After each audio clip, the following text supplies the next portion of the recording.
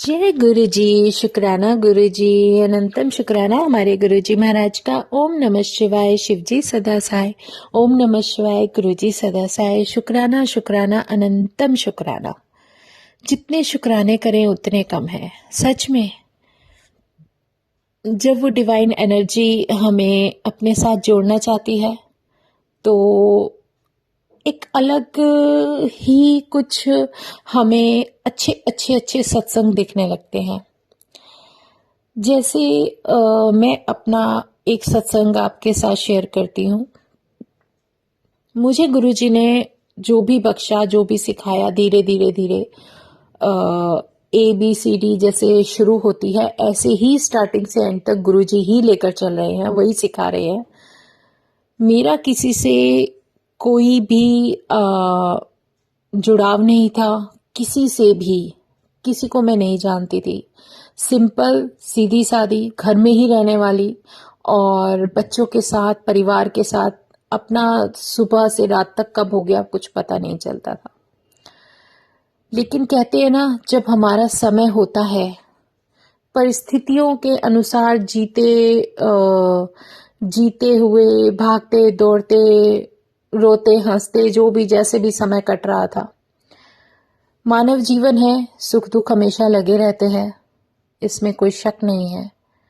लेकिन जब हमारा समय आता है तो ये तो जरूर गुरुजी ने बता दिया कि एक संगत का कल्याण करने के लिए, उसको अपने चरणों तक लाने के लिए पता नहीं कितनी संगतों का वो कल्याण कर देते हैं। और कई बार ऐसा होता है कि जब वो उनके चरणों से जुड़ती है तो जो उसका जरिया बने होते हैं वो ब्लेस्ड तो हो चुके होते हैं, कल्याण भी हो चुका होता है, लेकिन इतना वो सक्रिय नहीं रहते जितना कि वो शुरू से रह रहे थे।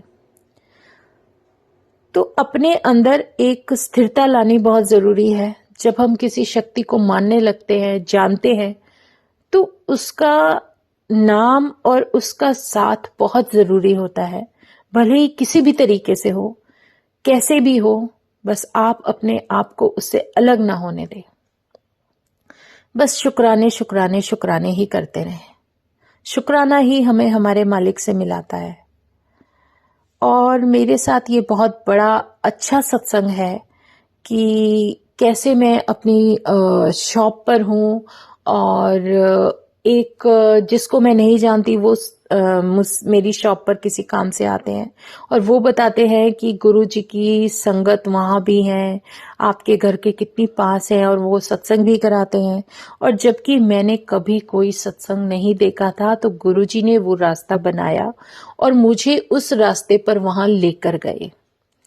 मेरा मन था पूरा सत्संग देखने का, कैसे शुरू करते हैं, कैसे एंड करते हैं, क्या करते हैं, मैं हर चीज जानना चाहती थी।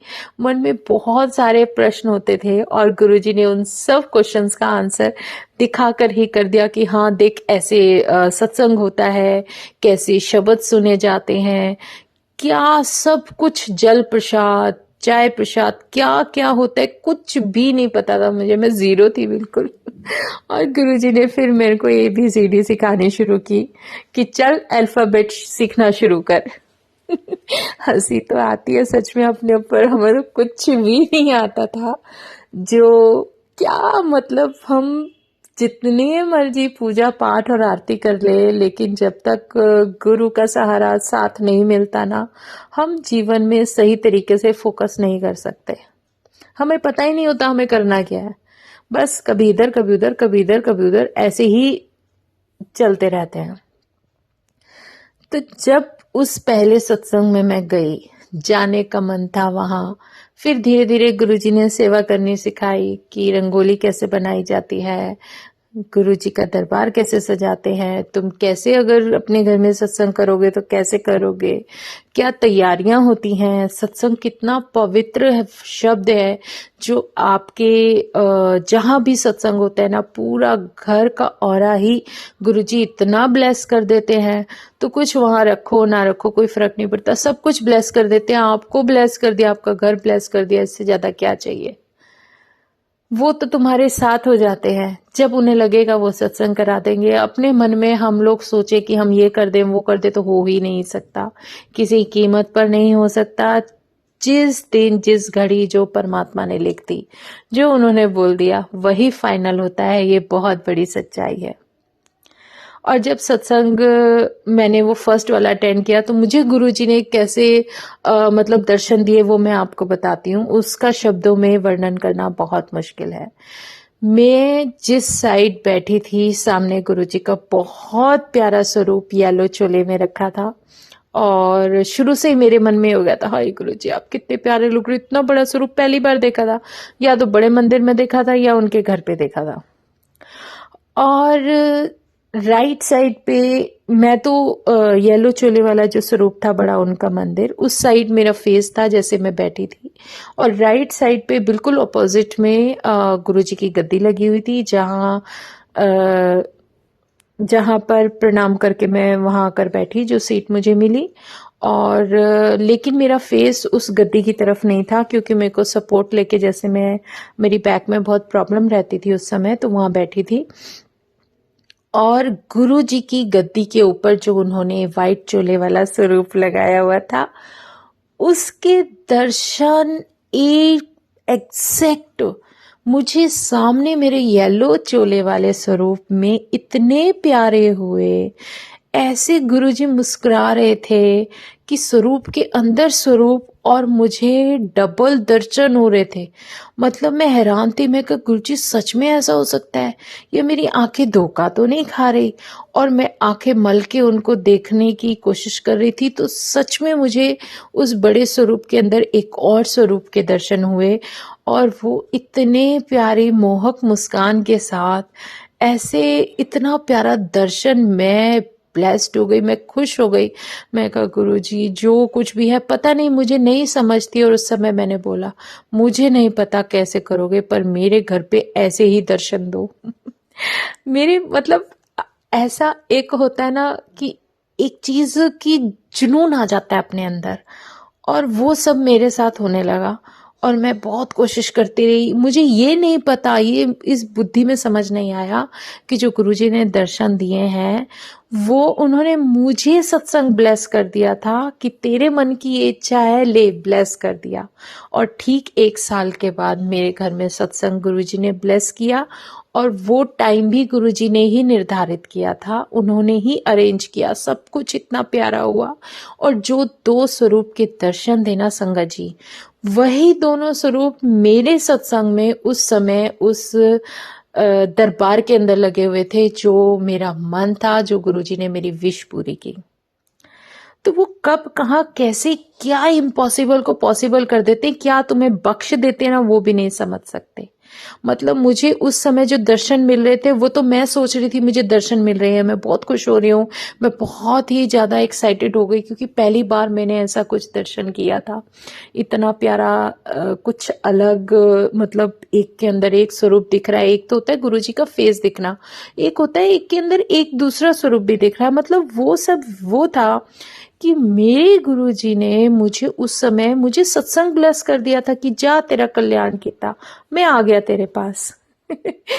अब समझ में आता है, अरे यार मैं तो बस दर्शन दर्शन सोच के बैठी थी, गुरुजी ने तो मुझे सत्संग ही ब्लेस कर दिया था। लेकिन समय सब परमात्मा जानता है, उन्हें पता है कि वो मुझे कब क्या देंगे। मेरे हिसाब से जो सही है वो मुझे मिलता चला जाएगा। तो मुझे कभी भी अपनी इच्छाओं का गुलाम नहीं होना, बल्कि उनको साइड पे रख के अपने परमात्मा को याद करना है, जो लेसन वो मुझे दे रहे हैं, जो मुझे सिखा रहे हैं।